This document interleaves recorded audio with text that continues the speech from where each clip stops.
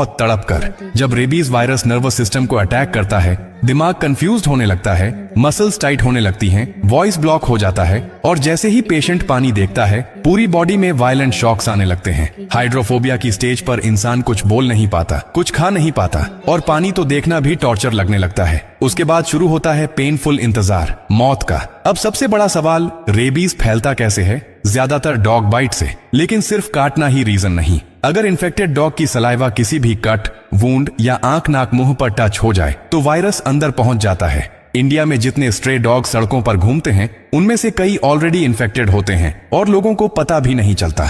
जैसे FSSAI और veterinary doctors कहते हैं कि ऐसे डॉग्स को पहचानना बहुत जरूरी है। अगर किसी डॉग की बॉडी ऑलमोस्ट बॉल्ड हो, मतलब स्किन साफ साफ दिख रही हो, फर ना के बराबर हो, तो ये किसी सीरियस इन्फेक्शन का साइन है जिसमें रेबीज भी शामिल हो सकता है। दूसरा मेजर साइन, अगर डॉग लगातार सिर को अप डाउन शेक कर रहा हो, जैसे वो कंट्रोल ना कर पा रहा हो, ये न्यूरोलॉजिकल डैमेज का संकेत है और ये भी रेबीज का स्ट्रॉन्ग सिम्टम है। ऐसे डॉग्स के पास भूल कर भी मत जाना। बच्चों को भी दूर रखना बहुत जरूरी है। पेरेंट्स को ये बातें जरूर पता होनी चाहिए क्योंकि बच्चे मासूम होते हैं, उन्हें फ्रेंडली डॉग और डेंजरस डॉग का फर्क समझ नहीं आता। कई बच्चे एक्साइटमेंट में ऐसे डॉग्स के पीछे चल देते हैं या उन्हें छूने की कोशिश करते हैं और बस यहीं 1 सेकंड की छोटी मिस्टेक पूरी जिंदगी बदल देती है। रेबीज ऐसा जहर है जो इंसान को लिटरली अलाइव बर्न कर देता है। वो पेन इमेजिन भी नहीं कर सकते जो एक रेबीज पेशेंट सहता है। और भाई, ये वीडियो अपने बच्चों को जरूर दिखाना, क्योंकि रास्ते में अगर कोई डॉग बहुत पतला दिख रहा हो, वीक हो या बार बार राउंड राउंड घूम रहा हो तो उसके पास बिल्कुल मत जाना।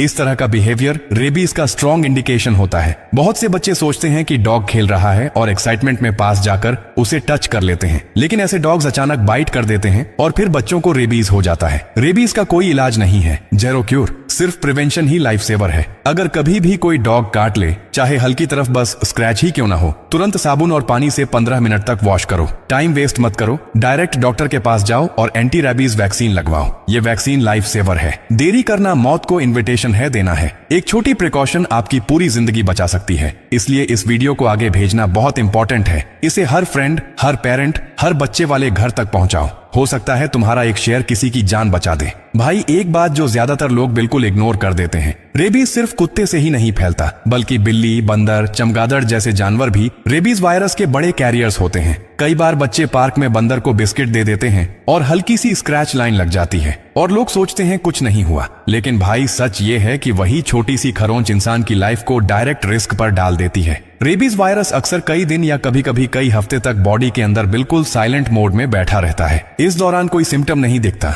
लेकिन अंदर अंदर नर्वस सिस्टम पर डैमेज शुरू हो चुका होता है। और सबसे खतरनाक बात, एक बार सिम्टम्स शुरू हो